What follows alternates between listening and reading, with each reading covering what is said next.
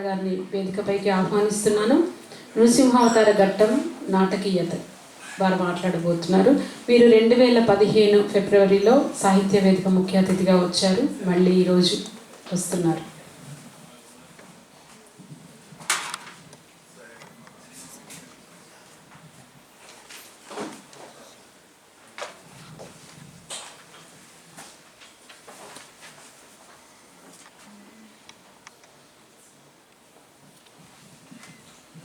సభకు నమస్కారం. ప్రవాస తెలుగువారి సాంస్కృతిక రాజధానిగా విరాజిల్లుతున్నటువంటి డల్లాస్ నగరానికి మరొకసారి సాహితీ అభిమానులకి పెద్దలకి స్వాగతం పలుకుతూ ఈరోజు నేను నృసింహావతార ఘట్టంలోని నాటకీయత గురించి మాట్లాడదామని ప్రయత్నం చేస్తున్నాను.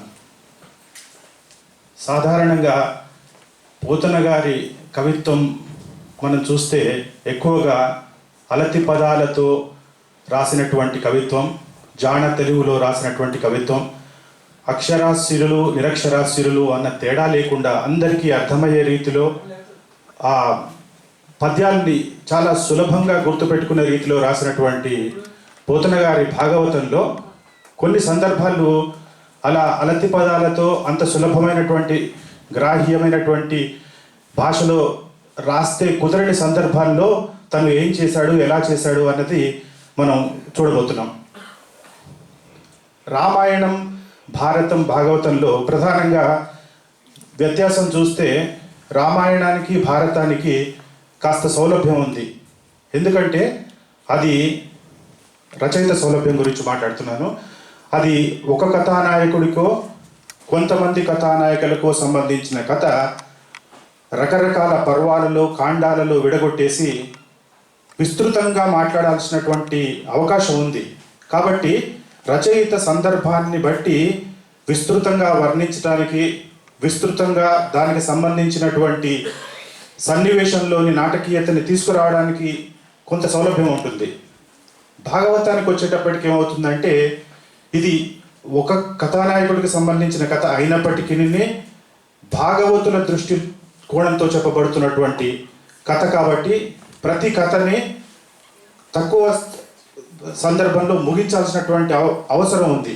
సో విస్తృత భీతి వలన రచయిత విస్తృతంగా ఒక సందర్భానికి సంబంధించి వర్ణించటం కానీ లేకపోతే ఇంకా ఎక్కువగా వర్ణించడానికి అవకాశం తక్కువగా ఉంటుంది.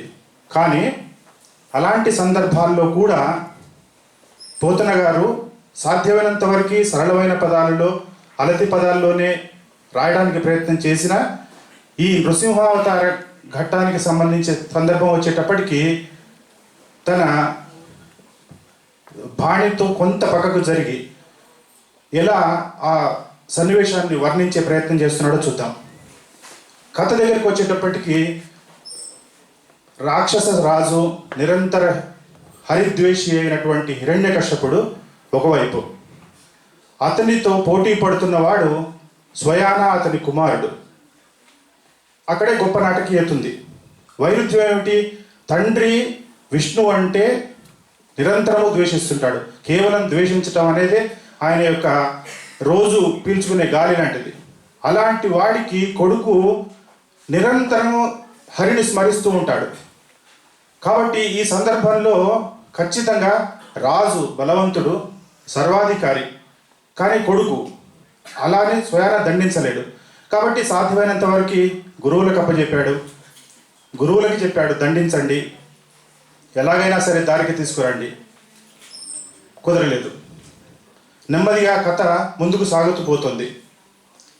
ఇక ఇంతకుముందే చెప్పినట్టు విస్తృత భీతి వలన ఎక్కువ సందర్భం లేదు. కానీ అలాగని ఈ కథలో ఉన్నటువంటి నాటకీయతని ప్రదర్శిస్తూ సన్నివేశాలు నెమ్మదిగా ముందుకు సాగుతూ పోతున్నాయి. ఇక రాజుకి కోపం తారస్థాయికి చేరే స్థితికి వచ్చేసింది. రాజు అంటున్నాడు, నేను ఈ రాజ్యంలో సర్వాధికారిని. ఈగ కదలాలన్నా దోమ ఎగరాలన్నా ఈ రాజ్యంలో నా అనుమతి లేకుండా జరగదు. అలాంటిది నిన్ను రక్షించడానికి హరి వస్తాడని ఎలా నమ్ముతున్నావురా నువ్వు అని అంటాడు. అయితే దీంట్లోనే మళ్ళీ స్క్రిప్ట్లో లాక్ అంటారు. ప్రస్తుత సందర్భాలకు సంబంధించి మాట్లాడితే హిరణ్యకశ్యపుడికి ఎందుకు అంత ధైర్యం అంటే రాక్షస రాజులు తనకు ముందు కూడా ఎంతోమంది హరితో పోట్లాట పెట్టుకున్నారు. కానీ ప్రతి సందర్భంలోనూ జరిగింది ఏమిటి? ఎంతో కష్టపడి తపస్సు చేసి వరాలు కోరుకున్నారు. కానీ ప్రతి వరానికి ఏం జరిగింది? మనం రేడియోలోనో టీవీలోనో చూస్తున్న అడ్వర్టైజ్మెంట్ లాగా 3 నిమిషాల పాటు ప్రొడక్ట్ గురించి ఏదో చెప్తారు. ఎంత తక్కువ కాస్ట్లో మీకు వస్తుంది, ఎంత సౌలభ్యం ఉంటుంది, ఎంత మంచి సర్వీస్ అవన్నీ అనేసి. కానీ లాస్ట్ 5 సెకండ్లలో మనకు అర్థం కాకుండా ఓ డిస్క్లైమర్ పెడతారు.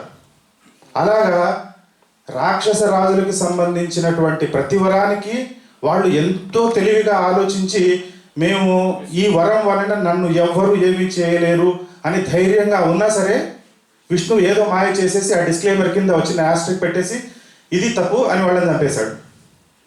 హిరణ్యకశ్యపుడికి వచ్చేటప్పటికి తను ఏం చేశాడంటే లాభం లేదు, నన్ను ఎవరూ చంపడానికి వీల్లేదు అని ఓ చిన్న కోరికిస్తే మళ్ళీ నన్ను ఎవరు మళ్ళీ దాంట్లోంచి ఏదో ఒకటి తీసుకొని చంపేస్తాడనేసి బాగా ఆలోచించి ఇలా కాదు, నేను అడుగుతాను ఎలా, నన్ను చంపడానికి మనుష్య రూపంలో ఉన్నవారు చంపలేరు, జంతువు రూపంలో ఉన్నవారు చంపలేరు, పొద్దున్నే చంపలేరు, రాత్రి చంపలేరు, ఇంట్లో చంపలేరు, బయట చంపలేరు, భూమి మీద చంపలేరు, ఆకాశంలో చంపలేరు.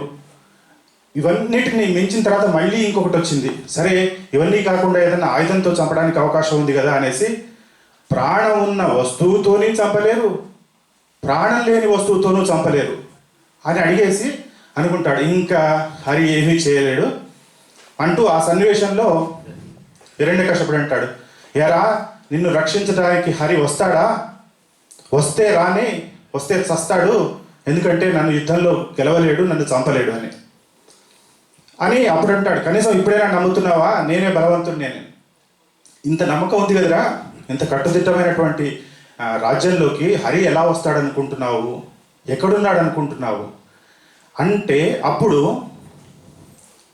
ప్రహ్లాదుడు అంటాడు, ఇందు గలడందు లేడను సందేహము వలదు, సర్వి చక్రోపగతుండు ఎందెందు వెతికి చూచిన అందందే గలడు దానవాగ్రడి వెంటే. ఇక మీరు ఆ సందర్భం చూడండి, పద్యమేమో చాలా అలత్తి పదాల్లో అందరికీ అర్థమయ్యే రీతిలో ఉంది. బలవంతుడైన రాజు ఈ కాలంలో మాటల్లో చెప్పాలంటే రణమా శరణమా సమయం లేదు పుత్రమా అంటున్నాడు, ఏదో ఒకటి తేల్చేసుకో అంటే అప్పటికైనా సరే ఇందు గలడందు లేడను సందేహం వలదంటున్నాడు. రాజుగారి కోపం తారాస్థాయికి చేరింది. ఇప్పుడు నాటకీయత వైపు వస్తాం. ఇప్పుడు ఏం జరుగుతుంది? ఇంకా కొద్ది సందర్భాల్లో కథానాయకుడు రావాలి, కథ క్లైమాక్స్కి వచ్చేసింది, కథానాయకుడు రావాలి, మన ప్రహ్లాదుని రక్షించాలి. మరి ఇది చెప్పడానికి ఇది రామాయణం కాదు, భారతం కాదు, అంత సమయం లేదు. కాబట్టి అందులో స్క్రిప్ట్లో లాక్ ఉంది ఇక్కడ ఏ రూపంలో రావాలనేసి. ఇక ఇక్కడి నుంచి చూడండి, ఇది బోధన గారైనా రాసింది ఇంత గ్రాంధికంగా అంటే ముక్త పదగ్రస్తంలాగా గొలుసు కట్టు పదప్రయోగాలు ఉంటాయి, వాక్య ప్రయోగాలు ఉంటాయి. ఈ ఒక 7-8 పేజీలకి సంబంధించినటువంటి ఈ సందర్భంలో మన కళ్ళకి కట్టినట్లు అక్కడ ఏం జరుగుతుంది, ఇంతవరకు ఏం జరిగింది, ఎలా జరుగుతుంది. ఎందుకంటే వినేవాళ్ళకి చదివే వాళ్ళకి ఆ కాలంలో కనిపించడానికి అవకాశం లేదు, అందరూ ఊహించుకోవాల్సిందే. మన ఊహకు అందేటట్టు ఎలాంటి భాషను ఉపయోగించాలి, ఇక్కడ ఈ అలతి పదాలు ఉపయోగించడానికి అవకాశం లేదు. కాబట్టి ఎలా రాశాడో ఇప్పుడు మిమ్మల్ని ఆ సందర్భంలోకి తీసుకెళ్తున్నాను.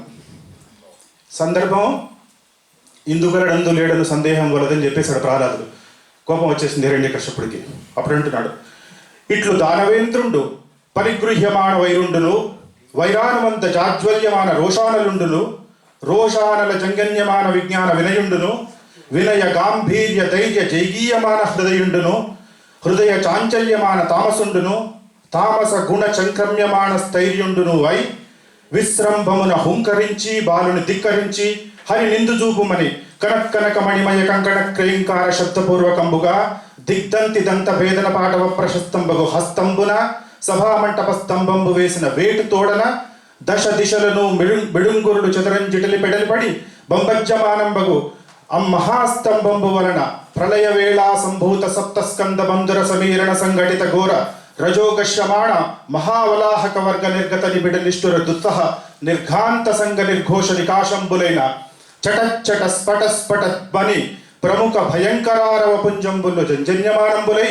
ఎగసి ఆకాశ కుహరాంతరాళంబు నిరవకాశంబు చేసి నిండినం పట్టు చాలక దోదూయమాన హృదయంబులై పరవశంబులైన పితామహ మహేంద్ర వరుణ వాయుషికి మకర చరాచర జంతుజాలంబు తోడ బ్రహ్మాండ కటాహంబు పగలి పరిస్ఫోటితంబుగా ప్రఫుల్ల పద్మయుగల సంకాశ భాస్వర చక్ర చాప హల కులిష అంకుశ జలచర రేఖాంకిత చారుచరణ తలుండును. ఇక విష్ణువుని వర్ణిస్తున్నాడు, ఎందుకంటే కథానాయకుడు వస్తున్నాడు ఇప్పుడు. చరణ చంక్రమణ ఘన వినమిత విశ్వంభరాభార ధౌరేయ దిక్కుంభి కుంభీనస కుంభినీధర కూర్మ కులశేఖరుండును. దుగ్ధ జలదిజాత శుంఢాల శుంఢాదండ మండిత ప్రకాండ ప్రచండ మహోరుస్తుంబ యుగలుండును. ఘణ ఘణాయమాన మణికింకిణీ గణ మకరిత మేఘలావలయవలయిత పీతాంబర శోభిత కటి ప్రదేశుండును. నిర్ఝర నిమ్నగావర్త వర్తుల కమలాకర గంభీరనాభి వివరుండును. ముష్టి పరిమేయ వినుత తనుతర స్నిగ్ధ మధ్యుండును. కులాచల సానుభాగ సదృశ కర్కశ విశాల వక్షుండును.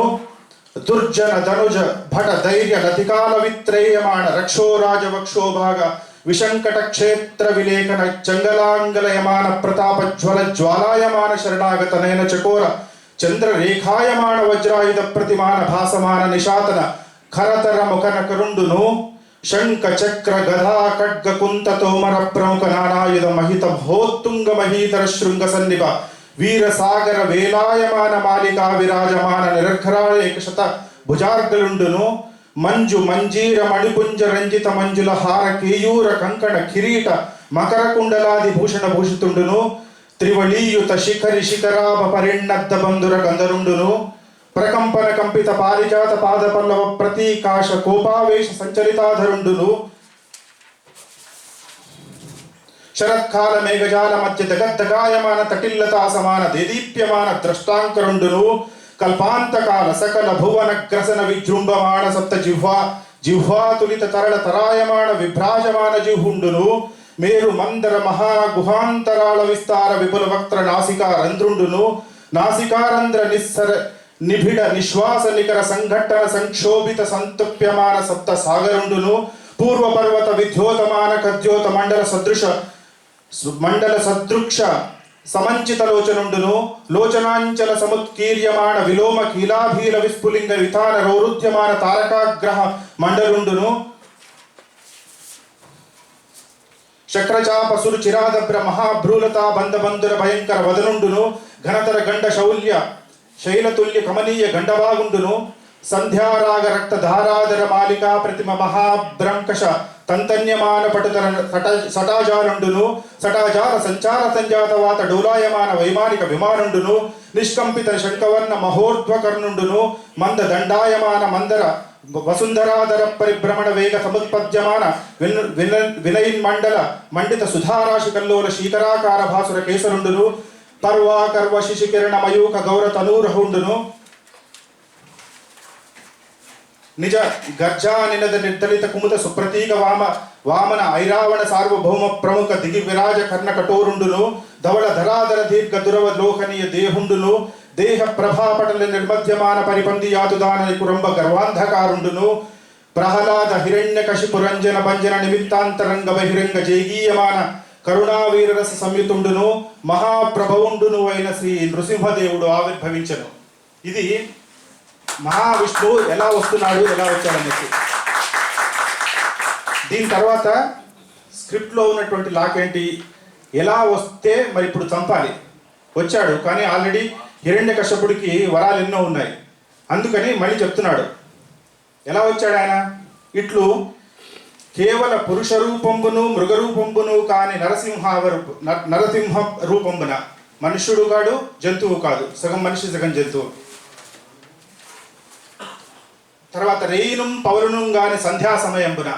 అటు రేయి కాదు, ఇటు పగలు కాదు. అంతరంగంబును బహిరంగంబును గాని సదాద్వారంబున. గగనంబును భూమియును గాని ఊర్మధ్యమున. ప్రాణసహితంబులను ప్రాణరహితంబులను కాని నకంబులను. మొత్తానికి హిరణ్యకశ్యపుడి కడుపు చీల్చి తన తన పైన పెట్టుకొని చంపేస్తాడు. అయితే మరి ఇంత చేసినటువంటి పోతన గారు మరి సందర్భం అయిపోయిన తర్వాత మరి కొన్ని సందర్భాలు ఏమవుతుంది, రాయటానికి పూనకం వచ్చేస్తుంటుంది కదా, ఇలా సందులు సమాసాలు అలాగా గ్రాంధికంగా చాలా మాట్లాడుతూ అయిపోతున్నటువంటి సందర్భంలో తను మళ్ళీ తన లక్షణాన్ని కోల్పోలేదు. చివరికి మళ్ళీ సరే కథలోకి వస్తే ప్రహ్లాదుడు మిగతా దేవతలందరూ ప్రార్థించేసి ఆయనని శరణు వేడితే మళ్ళీ సాధారణ రూపానికి వస్తాడు, అదైపోతుంది. చివరగా నారదుడు మరి ఇంత చేసాము, మరి నరసింహావతారానికి సంబంధించింది మరి ఏమిటి, దీనివల్ల ఫలితం ప్రయోజనం అంటే మళ్ళీ చూడండి అలతి పదాలతో ఎలా ముగించేస్తున్నాడు. శ్రీరమణీయమైన నరసింహ విహారము ఇంద్ర శత్రు సంహారము పుణ్య భాగవతుడైన నిశాచరనాథపుత్ర సంచారము ఎవడైన సువిచారత విన్న పఠించిన శుభాకారము తోడ ఏ భయము కల్గని లోకము చెందుభూవరా అని అందరికీ అర్థమయ్యే రీతిలో మళ్ళీ తన శైలికి వచ్చేసాడు. ఇది నేను మీ ముందు ఉంచదలుచుకున్నటువంటి నాటకీయత ఆ సందర్భానికి సంబంధించి.